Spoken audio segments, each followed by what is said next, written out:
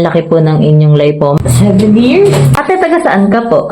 Sarangani. Sarangani? Dito, General Santos City. General Santos, ang layo po ninyo. Opo. Paano nyo po nabalitaan ito?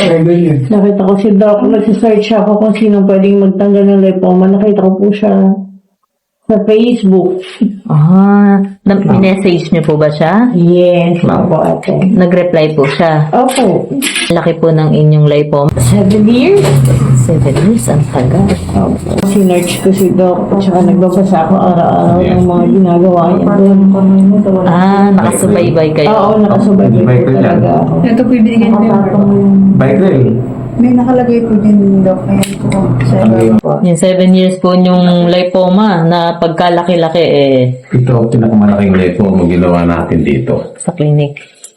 Ay, Yung iba sa thank you, Doc. hospital. Iba sa hospital kung ginawa. Sulit naman po yung biyahe nyo. Opo ate. Kasi naplano ko siya lang mo ginagawin ko. Hindi kasabay.